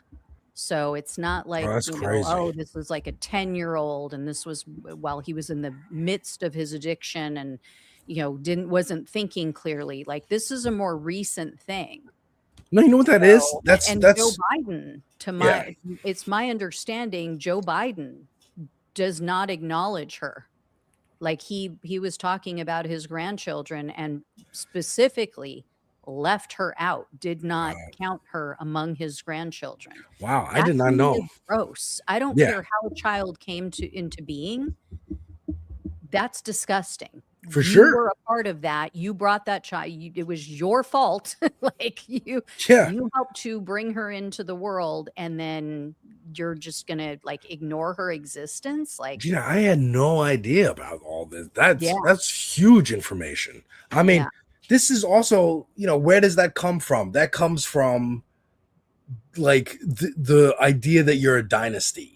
That your name is so important. Sully the Who are you, Robert fucking Baratheon from Game of Thrones? Like, we're gonna kill all the bastards now because they might have a claim to the great Biden fortune. Fuck out of here. Fuck out. It's like same with Drake. Like, fuck off. You're Drake. You were embarrassed of her mother. You're embarrassed that it's a stripper. Like, come on. Like, that's a human being. She's a person. You can you can be like, hey, this is my baby mama, I love her. Personal note, as someone who's been on the other side of that and had the entire other family, you know, disavow my child, like, fuck you. Right. Yeah, dude. You know? It's not the child's fault. Like, fuck that. Yeah. And I'm going to say, you know, they paid the price. I won't go into detail, but I saw karma like you would not believe, and it's something that I would never wish on anyone, not them, not anyone. And no, I have some on some good news. I got some good news. Oh, okay. These brothers, Andrew and Tristan Tate, who've been hiding out in Florida, have been arrested. Have been arrested, and the way they got him was actually really funny. They came up to him and asked for an autograph, and he said, "Oh, really? I'll give you an autograph." And then they handcuffed him to confirm that, you know, because they have to identify him. Oh, too funny. Yeah, this is 3 minutes. We don't have to watch the whole thing, but okay. Yeah, the Tate brothers are now facing a total of 59 charges, 42 against Andrew Tate, 17 against Tristan. You know, further counts of rape, arranging and facilitating trafficking or sexual exploitation, assault, bodily harm, 19 charges for offenses relating to incident of images of child or extreme pornography. So, like, and they're being extradited to the UK. Now, of course, they're going to beg Trump to, like, don't do that. But we'll see if Trump gives a shit.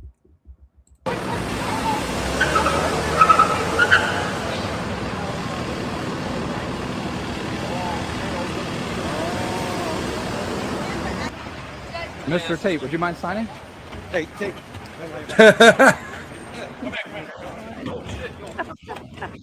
That outfit. I know, the outfit is wild. I don't know if you saw my post that I said maybe he was trying out for Aladdin. The silk shirt. I don't know what it is with men. Gina, we've been watching Love is Blind and The Ultimatum on Netflix. It is a trend of the last few years of men with pants that go up like halfway up their calf. I don't know what it is. I don't know why it's happening, but it's happening. And he's exemplifying it right here as well. Like women call those pedal pushers? Capri pants. Yeah, capris. Like, and then he's got the woman's blouse that he's wearing because he thinks he's a rock star. I hope they go to prison forever. I know. Hope they go to and prison. MAGA is standing up for them. MAGA of course. Is like, this is just political persecution, and Trump needs to step in, and Marco Rubio needs to do something about this. Like, They were arrested in Florida. Yeah. The most Margaritaville state on the map by, Ron DeSantis government. Yeah. Like, oh, it was political. It's all political persecution. No, these guys have been accused for years and years of trafficking women. They don't make money on their own. That is my biggest thing. Not my biggest thing, obviously. The abuse, the violent, assault of women is my biggest thing.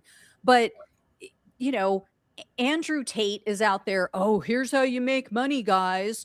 No, you didn't make shit on your own. You made it because you exploited women. Right. Yeah, they think like, a girl. Yeah, they think I mean, pimps are slavers. Like that. Let's demystify pimps for everybody. I've been going through Jay-Z's albums on my channel leading up to his big Yankee Stadium show. And I did the album with Big Pimpin' on it, and I always had a problem with that song, and I couldn't really put my finger on it till I got older. Like, yeah, this is just slavery.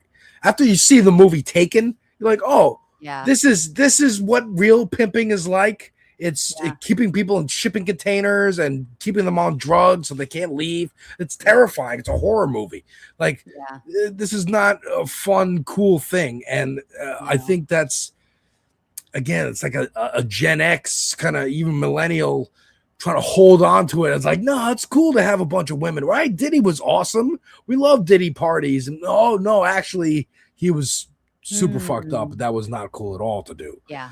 And it's the patriarchy. The patriarchy trying to hold on to this thing, just like age gaps. Age gaps are also being highly scrutinized by younger people nowadays, to where it's like we don't even care if it's legal. It doesn't matter, Russell Brand, that it was legal for you to have sex with a 16-year-old in the UK. Yeah. It's the fact that you shouldn't. Yeah. That's it. Did you happen to see, speaking of Russell Brand, did you see that interview that he did with Piers Morgan, where Piers just held his feet to the fire over which Bible verse was the one that spoke to him the most? Yes. And he just... Oh my God, it was so cringeworthy. For everybody watching, if you have not seen that, go Google it, go find it, because it was excruciating.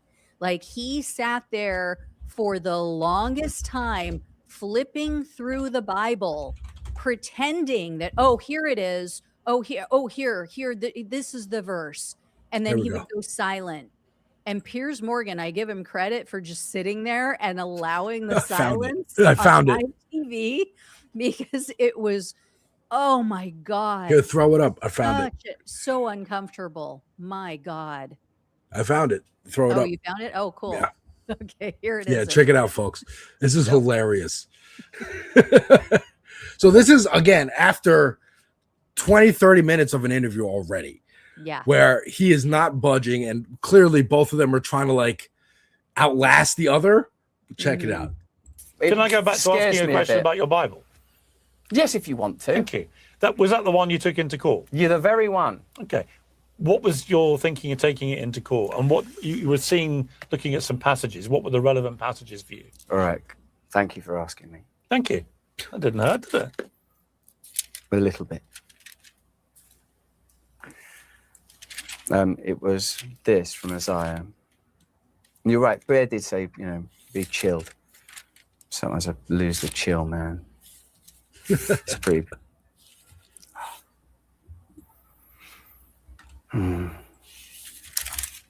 It's this.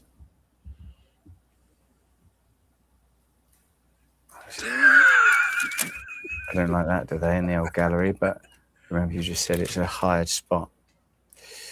This is from Isaiah.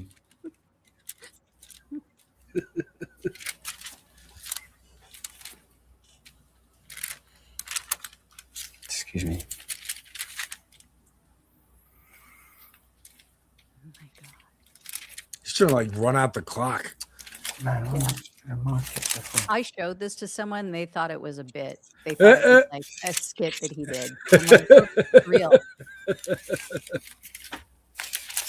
It says here.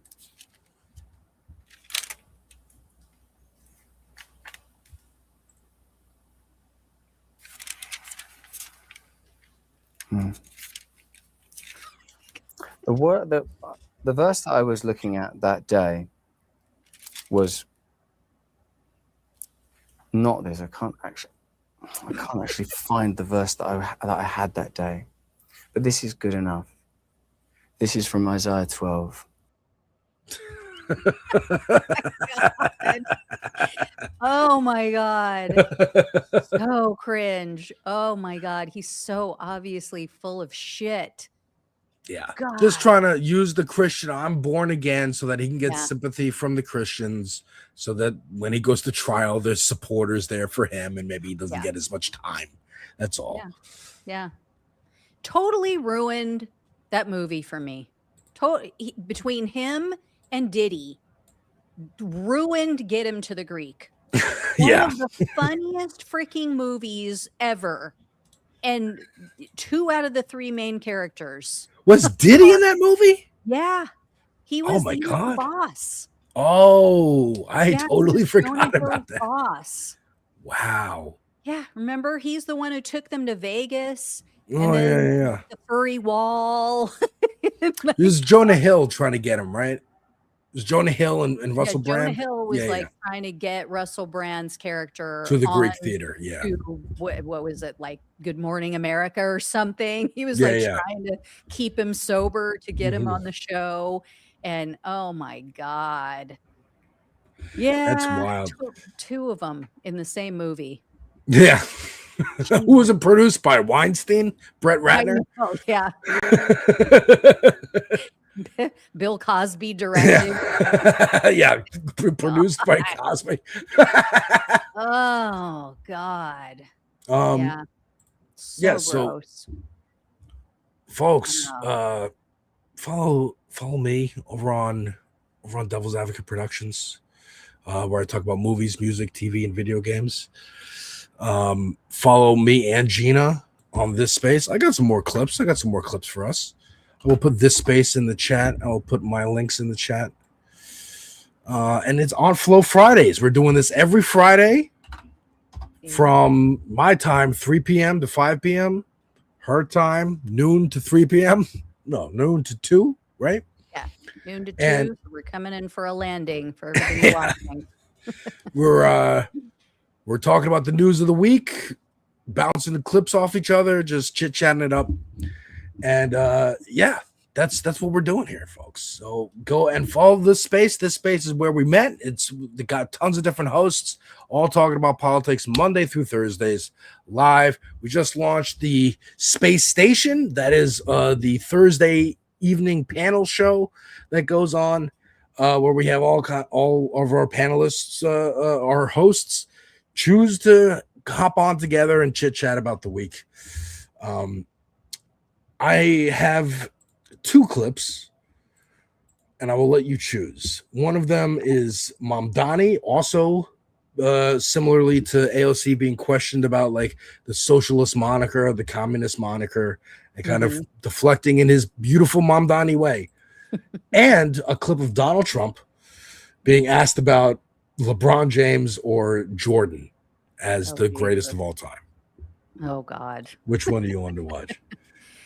Well, if they're not too long, we can watch. We'll do both, but which one first? All right, let's do Trump first. All right. Is that the one that's up? Yeah. Oh, there he is. Okay. President Trump, today it was announced LeBron James has decided that he wants his next team to be the 76ers. Where do you stand on LeBron versus Michael Jordan as the best ever? Well, Michael Jordan's a guy that's a friend of mine. Play golf with him.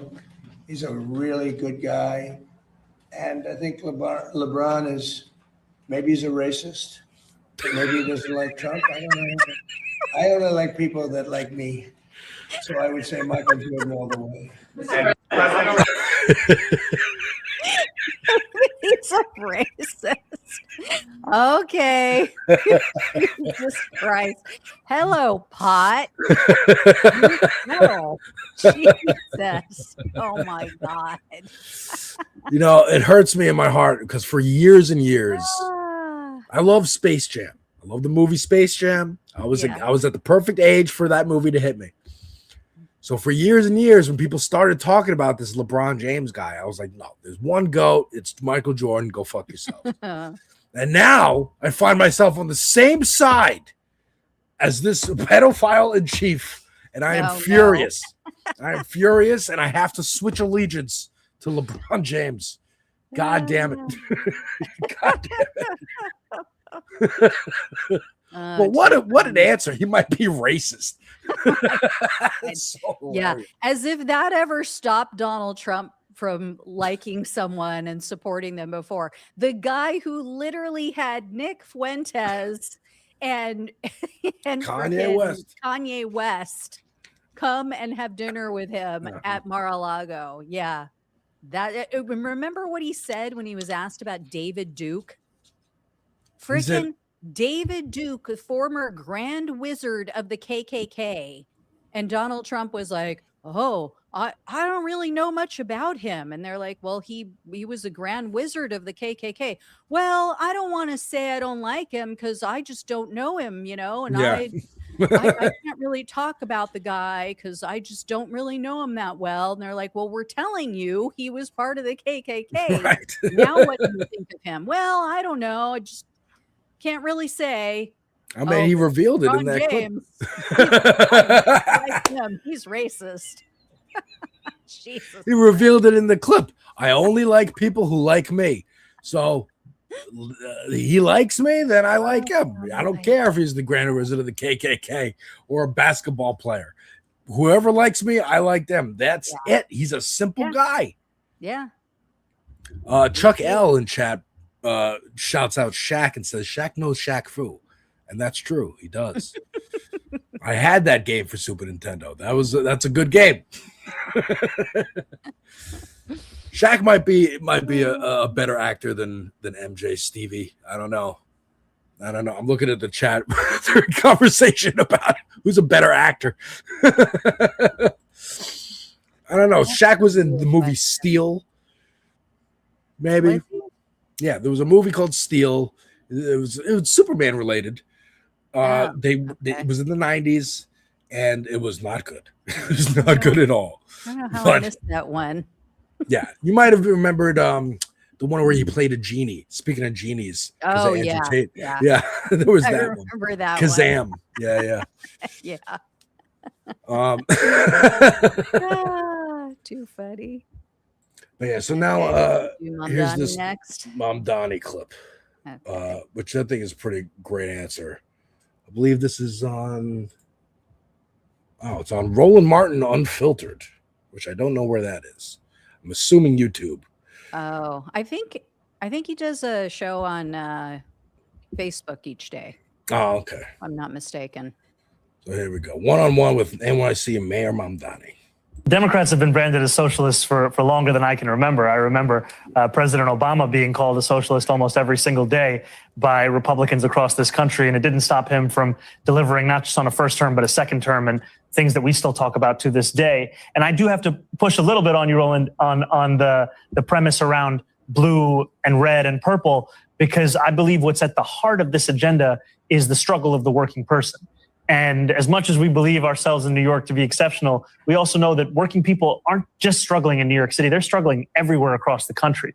And this message is about how can we ensure that when you work every single day, that you come home at the end of the day and you can actually afford to pay those bills for your housing, for your childcare, for your groceries. How do we reduce the distance between those two things? And here in New York City, we've talked about building more affordable housing, universal childcare, city-run grocery stores, real tangible things.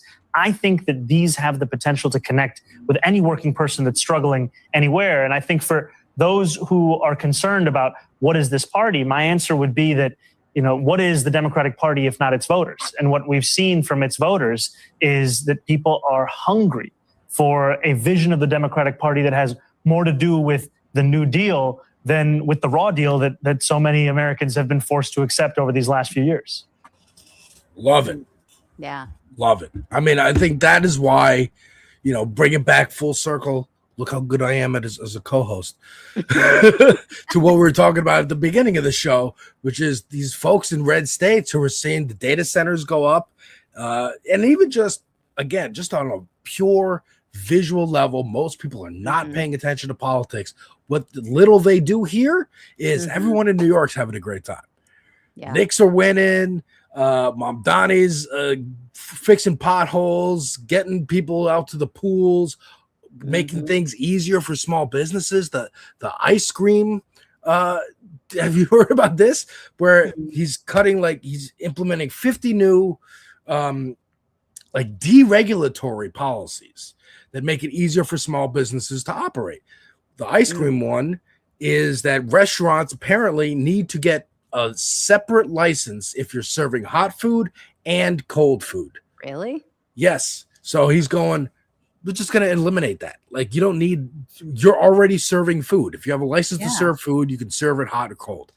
The reason that exists clearly is for bigger restaurants, bigger conglomerates who can eat that fee. Absolutely, we could get that fee.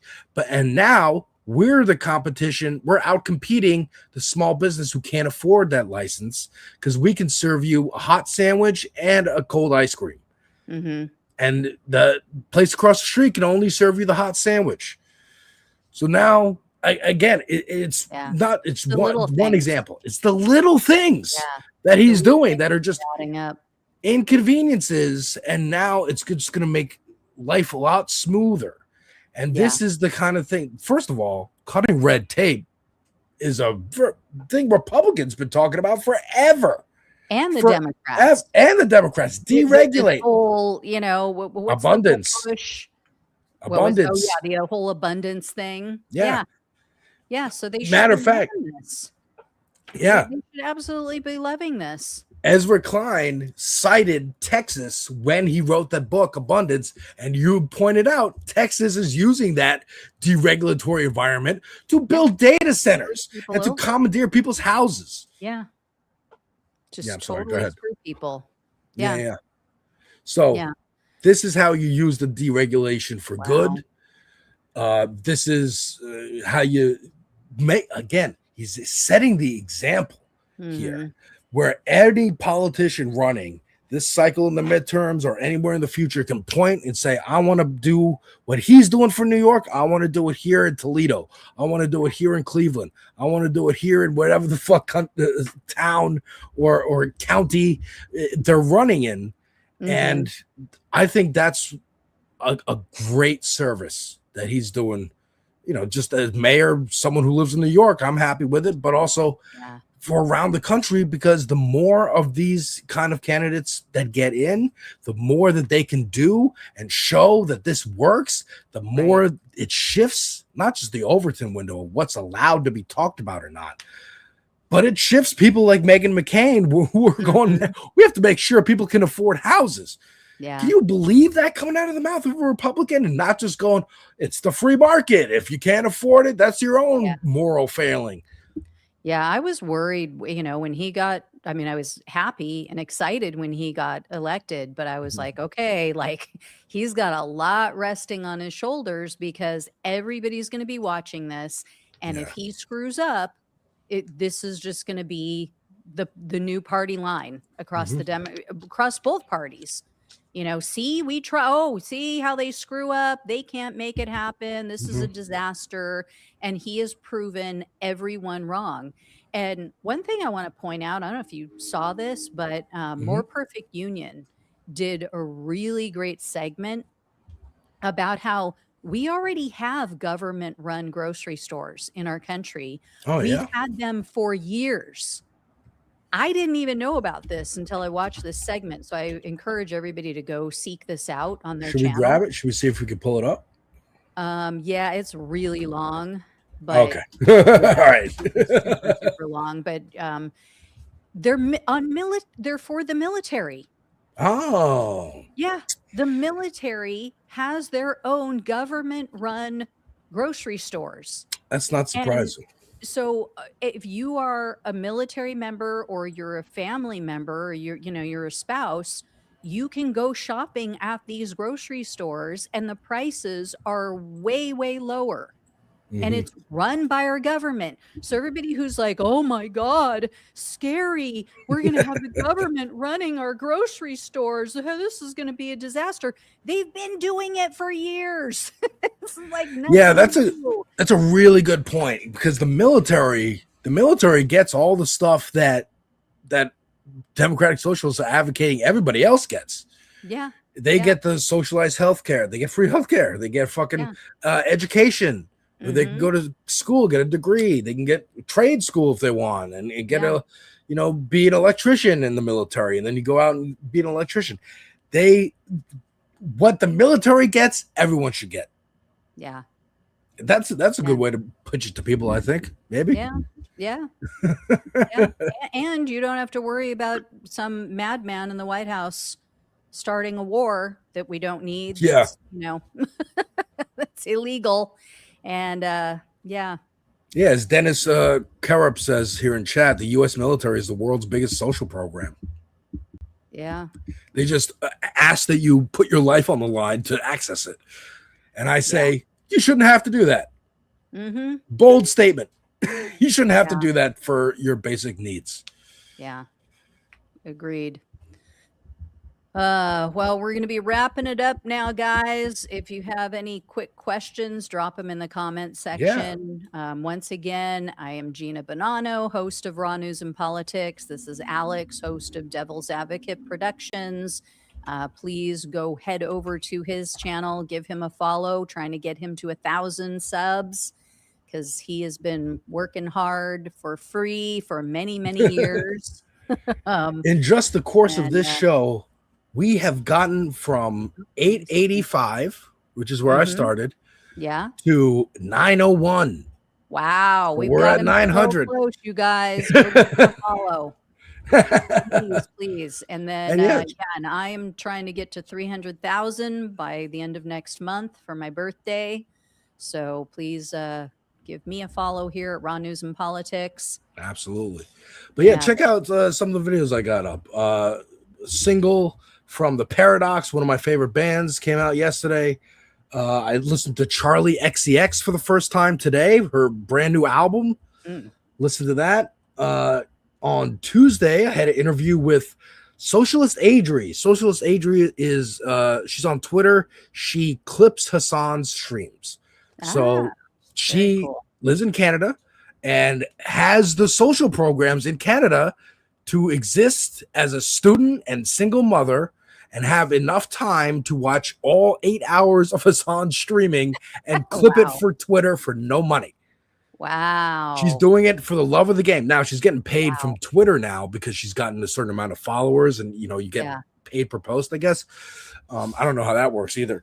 But she's super cool. Had a nice chat with her about why she does what she does and what she hopes to accomplish. And she's a very, very sweet girl. And I had a review for The Odyssey, because I actually went to go see it this weekend, and I did not expect to like it as much as I did. Was it as woke as they say? Oh, it was so woke. It was so woke. You have no idea. For all of could you not sleep for a week, Alex? It was so woke. 2 minutes that Lupita Nyong'o was on screen, or Elliot Page. They were great, by the way, in their roles. They were small roles, but impactful. And Christopher Nolan, I mean, look, I will actually point out, now that this is up on screen, I will point to, shout out FD Signifier. Hope to talk to him one day, but he put out a great little review of The Odyssey. Where is it? I think it was somewhere here. Oh, it's right here. The Odyssey is good conservative art. So of course conservatives hate it. And it points out the fact that Christopher Nolan is conservative. Like especially the Batman movies are very conservative coded. And he is of that like Meghan McCain kind of style of, well, I'm not outwardly racist. Yeah, I'm traditional, fiscally conservative, socially that kind of thing. And this movie is right in line with it. It is a great man of history, kind of lamenting the changing landscape of society and thinking we should go back, and if only I hadn't done this, and maybe we could change it for the better. It is very conservative coded, but they're ignoring that and just looking at surface level. Oh, there's a black woman in it. No. Now Elon Musk is threatening to make a full, have Grok AI make a full like version of the Odyssey that's anti-woke or whatever it is. Oh my God. I can't wait to see that and review that for my channel. Yeah, I'm sure it'll be as good as what was it? The not Charlie Kirk. Who's the other? Ben Shapiro? Yeah, all Ben Shapiro's Run, Hide, Fight into the arts, into movie making. Oh yeah, I got a trailer reaction for that movie on my channel as well. Run, Hide, Fight, Infidels. Yes, it is. What happens if liberal college protesters are infiltrated by Hamas or ISIS, a terrorist organization, and someone at the college has to pull a Die Hard and get them all out? Oh, I did hear about that. Yeah, it's got Jonathan Majors in it. Painting themselves as these superheroes. Have you noticed? Yeah. No, there's also a great video out talking about why conservatives love progressive art. Because they love Superman, they love Star Wars, Star Trek, which is all progressive. It's all progressive. Yeah. But they see themselves in the like, well, you're dominating and you have power, you're gaining power, and those are the things they identify with. Jesus. Rather than the actual theme, because they look at just surface level. They have no imagination. They can't go down into the themes. Yeah. Like, who is Superman fighting against? It's corrupt politicians and capitalists and mob bosses who are capitalists. Like, that's they're just like, he has muscles and he can fly. That's it. That's all I care about. He looks like a Donald Trump meme. Yeah. Oh, and last thing before we end here, because last week I took over as host. Thank you very much, folks, who were there last week with me. And I played one of your videos because I found it. I love that you talked about Boozy Badass. Boozy Badass trying to get a pardon for himself with Jack Posobiec. It's so hilarious. I know. Oh my God. Yeah. I don't know if you saw my tweet to him, but I honestly, I wasn't trying to like give him shit. I honestly wanted to know the answer to the question because, as we all know, Jack Posobiec, or not Jack Posobiec, Jack Berkman and Jacob Wall. Is that it? Yeah. Yes. They did that whole robocall scam in multiple states to try to disenfranchise Black voters. So I asked him, did you know about that before you handed them $600,000 and signed a contract? It's like, did you not do, like, I didn't say this to him. It's like, did you not do just the basic search to find out who these jackasses were before you gave them over $500,000? No, crazy. It's crazy. Even if you're, again, not paying attention to politics, all he's concerned with is, who do I give money to so I can get a pardon? Yeah. You at least Google the names. Yeah. You at least do a quick search. Don't people normally do that? Like, if somebody's asking you to send them that much money, I would. Any money. Like, I had someone call me one time, and I basically was just a bitch to them and hung up on them because they're trying to strong arm me into donating to some, they said it was like some nonprofit organization. And I was like, okay, well, give me the information and I'll look it up. And then if I think I like it, I'll donate. And they're like, oh no, you have to do it right now. we have to get your credit card information right now. And I'm like, Yeah, I'm not doing that. No, I don't think so. And they're like, well, can you hold on a minute? And then they transfer me to somebody else who is obviously supposed to be like the closer, right? The strong arm me. They put because first it was a woman, so they put this man on the phone, thinking, oh, they're gonna put a man on. I'm gonna cave because it's a big, strong man. And so he starts, okay, so I understand that you want to donate and blah blah blah blah blah blah. And he's talking real fast, and I'm like, yeah, no, that's not what I said. Yeah, I said, give me the information. Give me your website information. I will look it up. Well, we can't do that, ma'am, because this is, just for today and blah, blah, blah. And we need to get your credit. And I'm like, then no, you're not getting jack shit from me. And I hung up on him. Yeah. I'm like, you cold call me out of nowhere. You're lucky I even answered the fucking phone. Yeah. And I only answered it because it was almost identical to another phone number that I know. Because normally I wouldn't answer it, And so I answered it by accident. And so, yeah, it's like, I'm sure that works with a lot of people, but no. Yeah. No, thank you. Wild. Well, Boozy Badass better take advice from you for the next time he tries to buy a pardon or whatever it is. Yeah, I tell people either mail me something or give me a website that I can look up and I can look into your background. But unless you do that, no, sorry. Yeah. So, well, folks. Anyway, guys, thank you everyone for watching. I hope you guys all have a great weekend. Again, go follow Alex over at the Devil's Advocate Productions. He is so close to 1,000 subs. We got to get him there. He works hard for no money. And then follow me, subscribe to me over on Raw News and Politics. Again, trying to get to 300K by my birthday next month. So let's do it for Gina, folks. Appreciate all of you. Appreciate you guys hanging out with us. And we will be back again next Friday for another Ant Flow Friday. We'll be ragging and raging, letting it flow freely. No pad. No depends. No poon plugs. In the streets, everywhere, all over the place, out of your eyes, out of your whatever. Yeah. Yeah. Oh, I have to tell you this really quick. So the other night, get out of the shower. I had this procedure to try to fix what happened with the last procedure. And I get out of the shower and I'm like, oh, my eyes like kind of blurry, I'm like, oh, there must be, I don't know what's going on. I got in there.